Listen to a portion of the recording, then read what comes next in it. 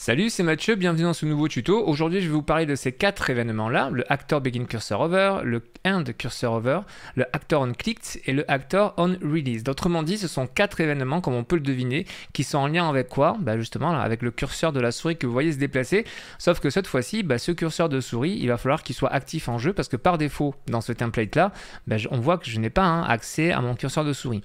Alors, c'est ce que l'on va faire tout d'abord. Pour ça, il y a plusieurs moyens, mais étant donné que dans le cadre d'un jeu en général où on va utiliser la souris comme ça abondamment, ça veut dire que généralement on va toujours avoir la souris. Donc si c'est le cas, autant éditer directement le player controller. Donc moi j'ai un player controller dans mon projet, du coup je l'édite et à la racine ici donc de mes composantes, ça me permet d'accéder à toutes les propriétés du contrôleur. Et ici dans le mouse interface, ça me permet d'avoir ceci, le show mouse cursor. Vous devez le connaître parce que bien souvent dans les tutos, on vous dit quand vous souhaitez afficher le curseur de la souris pour par exemple un menu et après le désafficher, le cacher, à ce moment-là on vous dit d'abord de faire un get player controller de façon à avoir la référence au player controller et ensuite d'appeler cette fonction le set show mouse cursor qui vous permet d'activer ou pas la souris. Pourquoi est-ce qu'on vous dit de faire ça? Parce que ce paramètre là, le show mouse cursor, comme on peut le voir quand on est dans le player controller, c'est ce paramètre là, c'est un élément, c'est une variable qui se trouve dans le player controller. Étant donné qu'on est directement dans le player controller, nous on n'a pas besoin de tout ça, je supprime tout ça, je resélectionne la racine ici de mes composantes et je vais cocher ici le show mouse cursor. Et ceci va nous permettre, dès qu'on va lancer notre partie, de pouvoir garder le curseur de la souris à l'écran. On revient sur le player controller, il va falloir qu'on active aussi ceci, le Enable Click Events. Effectivement, par défaut, si je souhaite que pendant ma partie, en cliquant sur un des acteurs en jeu, je veux gérer justement un événement, il faut dans le player controller dire, ok, sois à l'écoute des clics que je peux faire avec ma souris. Et vous voyez qu'automatiquement, ça va dégriser, ça va activer cet élément-là. Hop là, vous voyez, ça devient donc cette fois-ci sélectionnable. Et on va tout simplement rentrer ici le ou les boutons sur lesquels on souhaite que justement notre interaction soit considérée comme un click event ici de souris et donc qu'on puisse avoir ensuite, on le verra, le actor on click ici, cet événement qui soit activé. Donc du coup, je coche ceci comme je vous l'ai dit et ensuite je vérifie ici. C'est par défaut sur le clic gauche de ma souris, le left mouse button. Je laisse comme ceci, je pourrais en rajouter d'autres si je voulais, mais c'est pas le cas. Un autre élément qu'on va activer avant de quitter le player controller, c'est celui-ci, le Enable Mouse Over Events.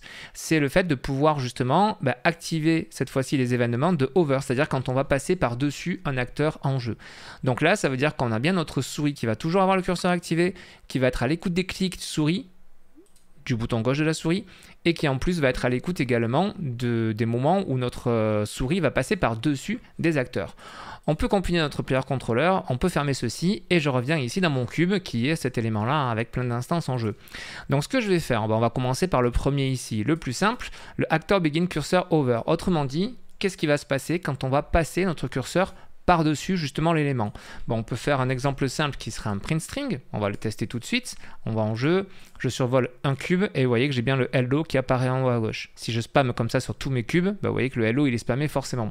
Alors le print string est l'exemple le plus simple, mais vous pourriez très bien par exemple afficher quand vous êtes en jeu, vous venez devant un élément que vous pouvez par exemple ramasser et au survol de la souris, vous pouvez très bien afficher par exemple un widget qui va vous montrer les ressources qu'il y a dedans par exemple, des éléments comme ça. Bref, il y a plein de cas d'utilisation où sur un hover comme ça, vous allez pouvoir récupérer des infos, vouloir faire quelque chose, et bien c'est cet événement là qui va vous permettre de le faire. Donc l'actor begin cursor over.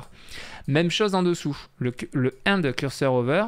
Là, on va mettre le print string, on va le relier à lui-même. Vous l'avez compris, ça va être exactement la même chose, mais cette fois-ci, quand on va quitter de notre, quand on va arrêter de survoler l'acteur. Donc là, je survole le cube, j'ai enlevé le print string, donc il ne se passe rien. Par contre, quand je quitte mon cube, vous voyez que j'ai bien le hello qui apparaît. Donc c'est bien quand je sors de ma zone, je vais pouvoir là aussi faire un événement. Libre à vous de faire les fonctions que vous souhaitez, bien entendu, ici.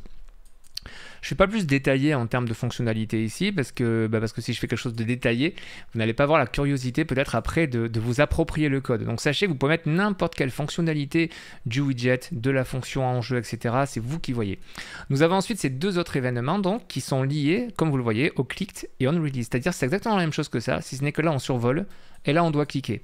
Donc même chose, on va ici par exemple faire, on va changer un petit peu, on va faire un add, je vais taper add location pour retrouver ma fonction ici, le add actor local offset qui va me permettre de pouvoir bouger donc un acteur par rapport à sa situation initiale et je vais par exemple le soulever, je sais pas, de 100 unités par exemple.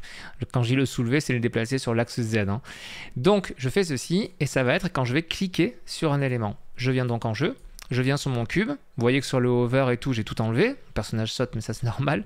Et maintenant, quand je vais cliquer gauche, clac, vous voyez que j'ai mon cube à chaque fois qui va prendre 100 unités. Et ça peut fonctionner sur n'importe quel cube qui est en jeu autant de fois que je le souhaite.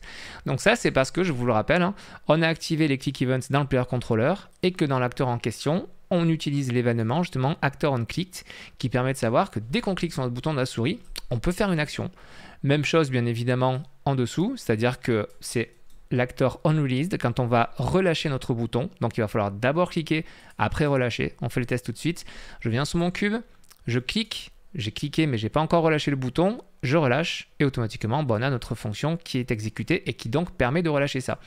Donc voilà les 4 événements qui sont super sympas à connaître. Bien évidemment, je ne suis pas rentré dans le détail sur toutes les possibilités que vous pouvez avoir dans l'utilisation de ces événements. C'est à vous l'approprier pour chacun de vos jeux.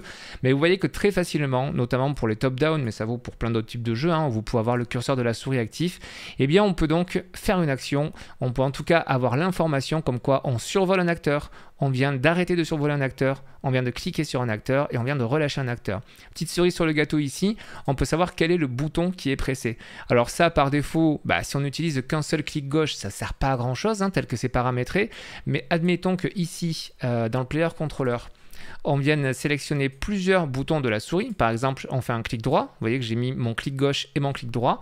Et bien à ce moment-là, quand je reviens sur ma fonctionnalité ici, ça me permettra, en récupérant le bouton qui a été cliqué et en tapant key, on va retrouver plusieurs fonctions qui vont nous permettre justement de pouvoir savoir de pouvoir jouer en fait sur les touches sur lesquelles on vient de taper. Par exemple, on peut très bien dire est-ce que ceci est égal à ce moment-là au clic droit et à ce moment-là, si c'est le cas, on fait quelque chose. C'est un exemple très simple, mais on va pouvoir récupérer l'information de quel est le bouton qui a été cliqué de façon à pouvoir faire telle ou telle action par la suite. Donc voilà 4 événements qui sont vraiment cool à connaître et qui simplifient énormément la vie d'un Unreal au niveau de la gestion du curseur de la souris en jeu. J'espère que ce tuto vous a bien aidé, vous a bien éclairé et je vous dis à très bientôt pour le prochain tuto. Ciao!